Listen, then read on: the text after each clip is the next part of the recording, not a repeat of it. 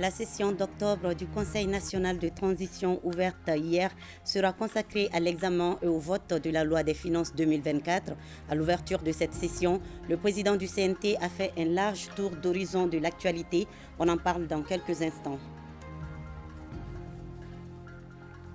Le mois de septembre a été mouvementé par des attaques complexes contre les FAMA, des événements au centre de la traditionnelle conférence de presse mensuelle de la DIRPA tenue hier. Reportage à suivre. Mardi 3 octobre. Madame, Monsieur, bonjour et soyez les bienvenus dans ce 13h. Session d'octobre du Conseil national de transition, session qui sera consacrée à l'examen et au vote de la loi des finances 2024. À l'ouverture des travaux hier, il a été question de la montée en puissance des FAMA, de la diplomatie parlementaire, de la signature du pacte social de stabilité et de croissance et la gestion rigoureuse des affaires publiques. Occasion pour le colonel Malik Diaw d'inviter les Maliens à taire les querelles partisanes. Reportage Mamari Kone. Une minute de silence à la mémoire des victimes civiles et militaires de la crise sécuritaire dans notre pays, appel nominal des membres du Conseil national de transition. Le ton est ainsi donné pour la cérémonie d'ouverture de la session d'octobre du Conseil national de transition. Une session qui sera consacrée à l'examen et au vote de la loi des finances. Les membres du CNT se pencheront également sur une vingtaine de projets de loi. D'André Desjeux, le président du CNT, a tout d'abord rappelé l'adoption des lois d'importance capitale lors de la session extraordinaire d'août 2023. Parmi ces projets de loi, on note ceux relatifs au code minier et au contenu local. Les réformes relatives au code minier et au contenu local dans le secteur minier réaffirment la souveraineté du Mali qui tire son essence d'énormes ressources minérales et minières dont regorge le sol et le sous-sol de notre pays. Certes, cette situation est une chance pour les Maliens qui bénéficieront des retombées de l'exploitation de ces ressources que leur offre la nature. La promulgation de ces lois par le président de la transition le 28 juillet 2023 nous permet d'espérer aujourd'hui que l'or du Mali brillera enfin pour les Maliens. Dans le cadre de la diplomatie parlementaire, le CNT a dépêché des missions au niveau de certaines instances sous-régionales et internationales pour porter la voix du Mali. Face aux manipulations et aux critiques non fondées de certaines officines et succursales suffisamment connues, les membres du Conseil national de transition ont su rétablir la réalité des faits en éclairant la lanterne de ces prétendus donneurs de leçons, partisans d'une quelconque pensée unique, atteints de myopie politique. Ils avancent la tête baissée, croyant détenir la vérité, ignorant qu'il n'y a point de vérité universelle. Toute vérité est relative. Le président du CNT rappelle les missions fondamentales assignées au gouvernement de transition après les assises nationales de la refondation. Il s'agit entre autres d'assurer la sécurité sur l'ensemble du territoire national, le respect des choix stratégiques, l'organisation d'élections libres, crédibles et transparentes, gage de paix, la lutte implacable contre la corruption et l'impunité et enfin la mise en œuvre intelligente de l'accord pour la paix et la réconciliation au Mali, issu du processus d'Alger en écartant toute possibilité de partition ou d'atteinte à l'intégrité du pays. Nous considérons que la sécurité sur l'ensemble du territoire est la priorité absolue. Nous avons foi en l'avenir et nous sommes avec nos femmes dans cette reconquête de nos terres longtemps occupées par des hordes de barbares sans foi, ni loi, ni religion, dont le seul souci est de faire souffrir, tuer les populations innocentes qui n'aspirent qu'à la paix. C'est pourquoi nous n'avons cessé de saluer la montée en puissance des FAMA. Oui, les braves FAMA qui ont obtenu et obtiennent encore de meilleurs résultats. Les équipements de dernière génération acquis, le changement de posture et le réarmement moral de nos forces de défense et de sécurité sont les socles sur lesquels est bâtie cette montée en puissance. La démonstration la plus achevée de la nouvelle posture des femmes est leur déploiement avec professionnalisme et en respectant le droit international humanitaire dans les emprises de l'aménagement dans le cadre du processus de leur rétrocession qui doit s'achever le 31 décembre 2023. Le président du CNT est convaincu que le Mali demeure un et indivisible. Et selon lui, il est inadmissible qu'un groupe d'individus vienne saper les bases de l'unité nationale. C'est le lieu de féliciter l'ensemble de nos troupes, avec à sa tête le chef suprême des armées, le président de la transition, chef de l'État, l'imperturbable colonel Assimi Goïta, dont le leadership, l'engagement et la détermination auront permis à nos forces armées de surmonter bien de cueils et de relever autant de défis. Les attaques ignobles et désespérées de ces derniers jours venant de groupes terroristes terrorisés sont à considérer comme les derniers soubresauts d'un agonisant. Le colonel Malick Diaw salue la promulgation de la nouvelle constitution par le président de la transition et l'annonce du léger report de la présidentielle. Ce Mali que nous voulons bâtir demande juste des décisions fortes et courageuses qu'il nous appartient de prendre, convaincus qu'elles sont au seul bénéfice de notre peuple. C'est pourquoi je salue l'annonce faite par le gouvernement la semaine dernière du léger report de la prochaine élection présidentielle. Ce report vise à lui permettre d'assurer une meilleure organisation de ce scrutin d'une part et à nos concitoyens une plus grande participation d'autre part. Sur le plan économique, le président du CNT salue la signature du pacte social de stabilité et de croissance avant d'inviter le gouvernement à communiquer sur l'augmentation des prix des denrées de première nécessité. Par rapport à l'épineuse question de l'augmentation des prix des denrées de première nécessité, nous demandons au gouvernement de communiquer plus. Il en est de même du délestage, que les efforts fournis et les enjeux actuels qui dépassent souvent le contexte national soient expliqués. Nos compatriotes ont une grande capacité de résilience chaque fois qu'ils sont bien informés et qu'ils se sentent concernés en premier chef. Sur l'observation du deuil national, il faut aussi expliquer pourquoi il est décrété et comment l'observer. Le deuil national, lorsqu'il est décrété, doit être respecté. Rien n'est plus désagréable que des scènes de jouissance, alors qu'à côté, des familles pleurent un père, un fils, une mère, un ami, voire un collègue. La gestion rigoureuse des affaires publiques est un devoir absolu pour tous. C'est pourquoi, au Conseil national de transition, nous avons accordé une grande diligence à l'examen des textes de loi provenant du ministère de la Justice, garde des Sceaux. Ce que nos concitoyens attendent de la justice, c'est une justice au service du citoyen. La transition est en train de faire émerger cette justice proche des justiciables, marquée par la clarté, la simplicité, la célérité dans ses procédures, la probité dans ses jugements, ainsi que la modernité dans ses structures. Une justice rendue par des magistrats compétents et impartiaux, fermement attachés à la suprématie de la loi, à la protection des droits et au redressement des injustices. Le colonel Malick Diaw se réjouit de l'organisation de la Biennale artistique et culturelle Mopti 2023 ainsi que de la Semaine nationale de la réconciliation. Il invite toutefois les Maliens à se donner la main pour la défense de la patrie. La situation actuelle de notre pays exige que tous les acteurs pensent à l'essentiel, à savoir un Mali unifié, pacifié et laïque.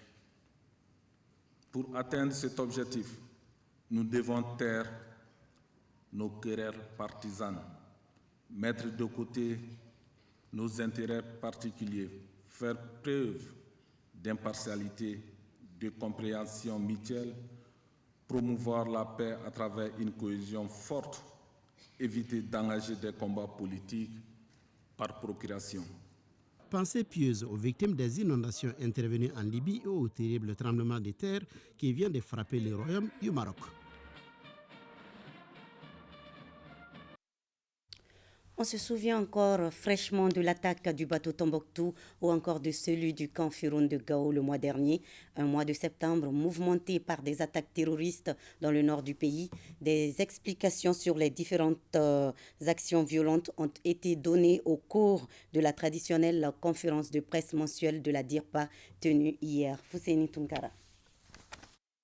À l'entame de ce point de presse, le directeur général de la DIRPA a montré son indignation face aux récentes attaques perpétrées par les terroristes envers les populations civiles.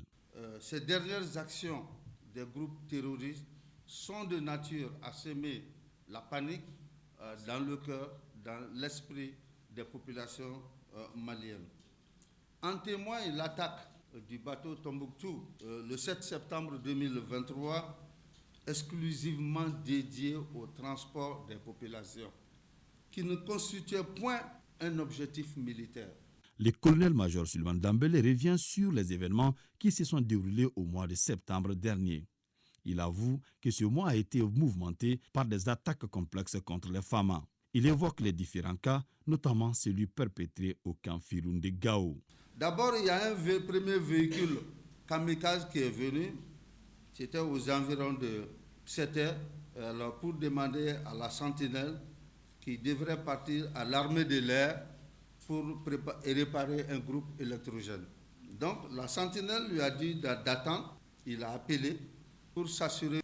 Alors l'armée de l'air a réfuté cela, son sein, et tout de suite un premier véhicule s'est fait exploser. Le deuxième véhicule qui est rentré directement a foncé sur l'unité qu'on appelle la QRF. Et il y a un troisième qui cherchait plutôt l'armée de l'air. Donc, ayant essuyé des tirs à l'intérieur, il s'est fait exploser.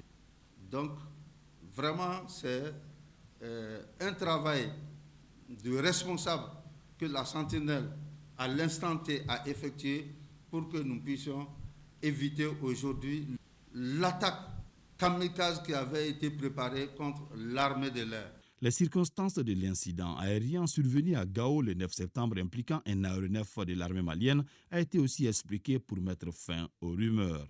On a vu sur les réseaux sociaux que l'ennemi a abattu un avion. Je vous dis, l'avion n'a pas été abattu par un quelconque DCA.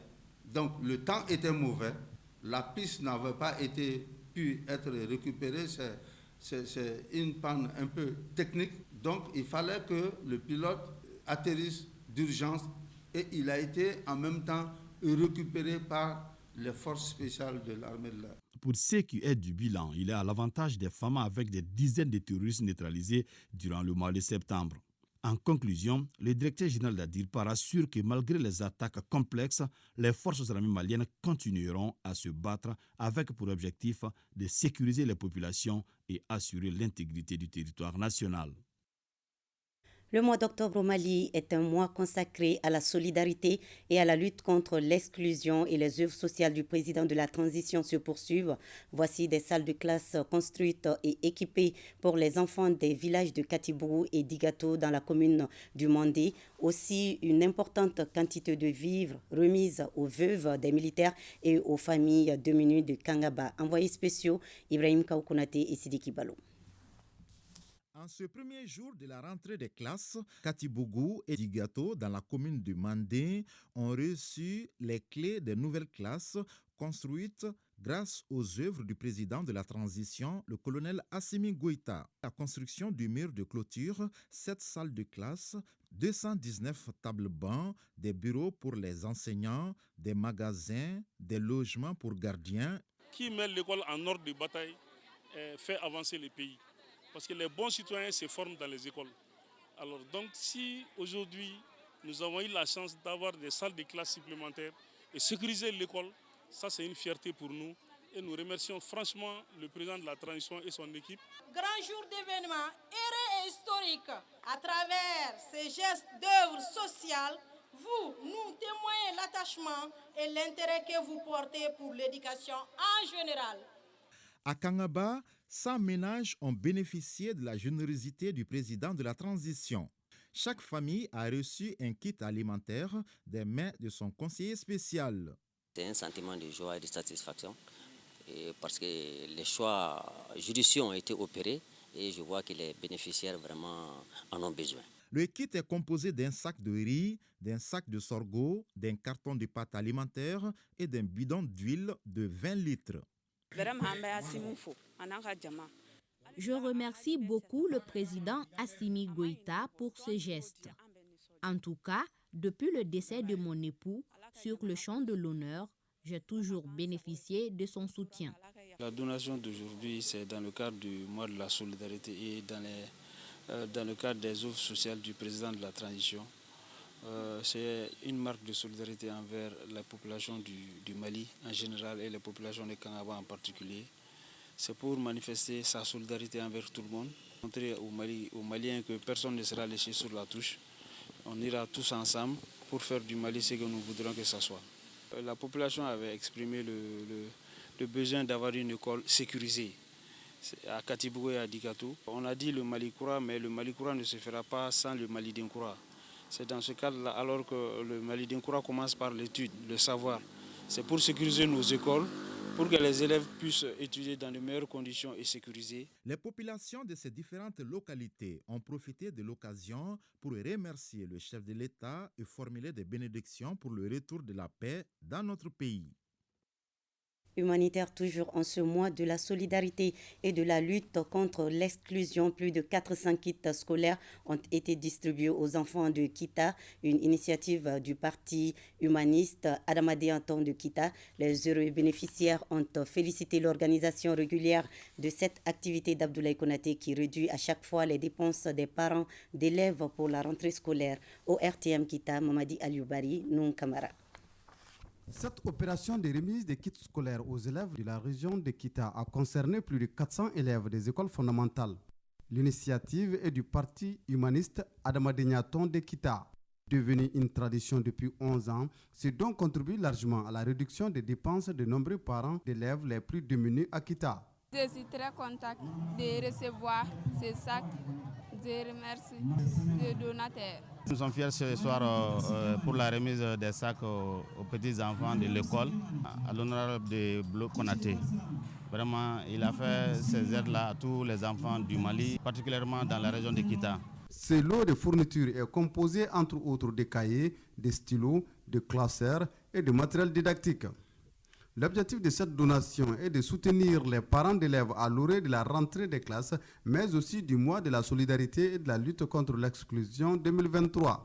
Nous, on ne fait que le remercier, le féliciter et demander aux autres de renforcer les collectivités dans ce sens pour que la solidarité soit de mise. Je pense qu'aujourd'hui, nous sommes très fiers, nous sommes très contents des ressortissants de Kita qui viennent en appui à l'éducation. Aider un enfant, c'est créer une chaîne de solidarité.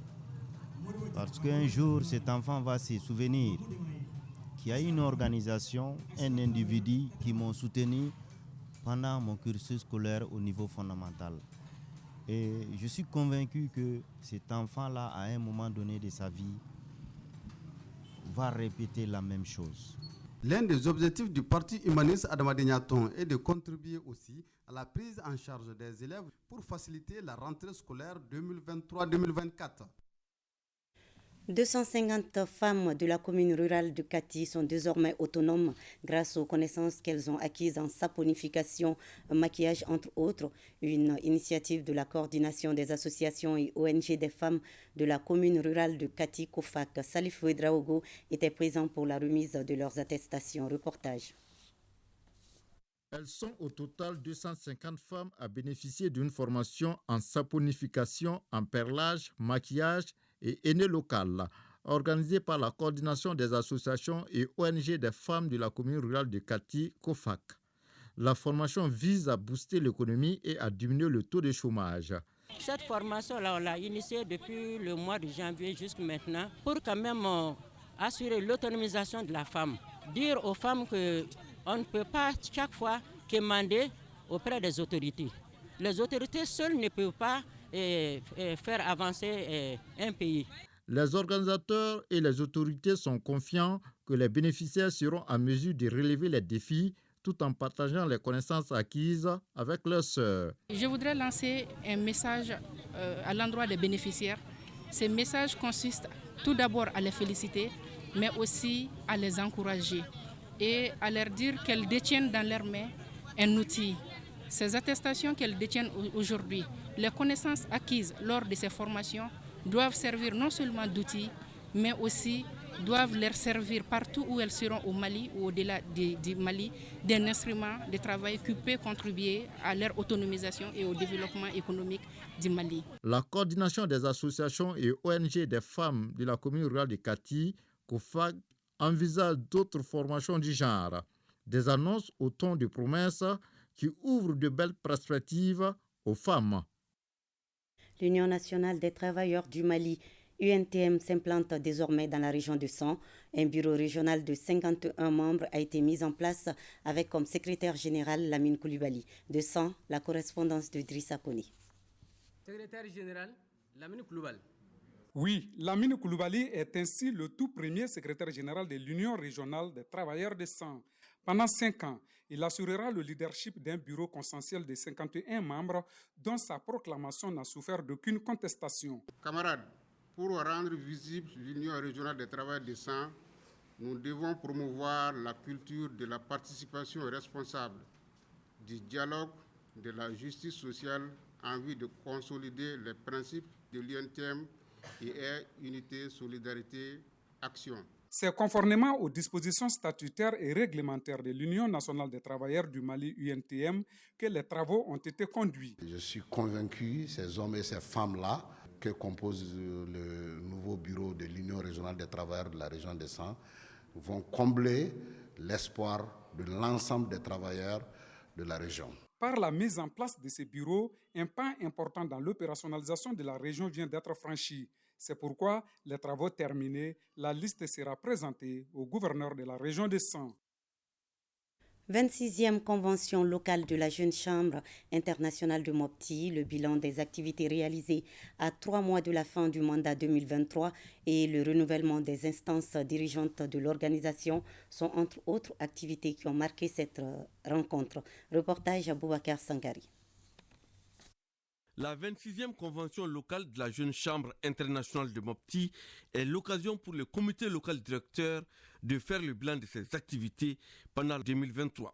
Nous avons rehaussé les compétences de nos membres en leadership, en gestion de projets, en gestion des membres d'une équipe, en citoyenneté active, entre autres, à travers l'organisation de 11 sessions de renforcement des capacités. La Jeune Chambre internationale Mopti a contribué à créer l'émulation entre les élèves de la commune urbaine de Mopti dans la culture de l'excellence et l'assainissement dans les milieux scolaires à travers la réalisation du projet communautaire Excellence. La JCI Mopti souhaite contribuer à l'amélioration de la santé mentale de notre communauté. Malgré ces résultats satisfaisants, le président ne briguera pas un second mandat à la tête de l'organisation conformément au principe de la Jeune Chambre, un homme, un an, un mandat.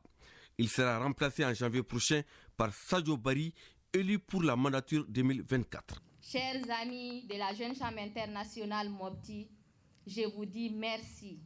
Merci pour cette confiance et je vous prie de nous accompagner.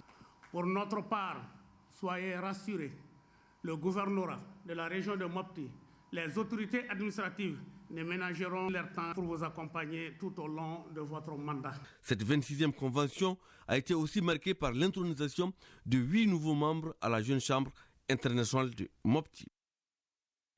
Ils sont venus nombreux, les ressortissants de la grande famille Cissé de Kita, résidant un peu partout au Mali pour célébrer la naissance du prophète Mohamed, paix et salut sur lui. Les participants à cette séance de lecture du Saint-Coran ont fait des bénédictions pour une paix durable.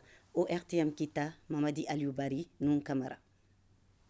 Célébrer le baptême du prophète Mohammed, paix et salut sur lui, est une tradition céleste ici à Kita Moribougou. Ils étaient nombreux à prendre part à cette séance de lecture du Saint-Coran et à faire des bénédictions pour une paix durable dans la région de Kita et partout au Mali. Je suis venu à Kita pour la célébration des fêtes du Mauloud.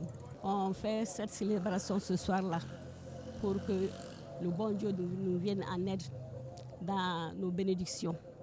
C'est pour le rétablissement de la paix dans le Mali et même dans le monde, dans la sous-région. Aujourd'hui, nous sommes prêts, nous allons passer toute la nuit à lire le Coran, à faire des bénédictions pour le pays. Et c'est notre objectif, que le pays soit en paix et en paix définitive. Cette séance de lecture du Saint-Coran de la famille Cissé, qui est à sa 30e édition, se veut un cadre où l'ensemble des musulmans se retrouvent pour prêcher pour un Mali uni et prospère. Pour les membres de la famille Cissé, l'islam est une religion de tolérance et ne doit aucunement prêter le flanc à une violence politique. Nous prions ici, on fait la lecture du Coran pour que la paix, la réconciliation reviennent au pays. Et c'est l'objectif principal depuis des années. Sur cette base, chaque année, on se réunit pour prier pour le pays. Chaque année, les Cissé de Kita, les Manémori, on vient célébrer la cérémonie de Maulid à la mosquée ici à Kita et implorer Dieu le Tout-Puissant de nous pardonner et de nous guider vraiment sur le droit chemin et demander vraiment sa clémence vraiment et que la paix vraiment revienne dans nos pays, le Maliba. C'est pour nous l'occasion de demander aux uns et aux autres et à ces grands tenants de la culture islamique de la région de Kita de prier pour les pays, pour nos plus hautes autorités, pour notre région et pour nous-mêmes, ainsi que tous nos concitoyens, pour que cette année soit une année de prospérité, de sécurité et de bien-être pour toute la nation malienne. Cette lecture du Saint-Coran qui s'est déroulée à la mosquée de Moribougou Kita intervient alors que le pays est confronté à plusieurs défis liés à l'insécurité et aux tensions sociales. C'est la fin de ce journal. Merci à vous de l'avoir suivi. À 20h, vous avez rendez-vous avec Mariam Kone. Bel après-midi à vous et à demain 13h, Inch'Allah.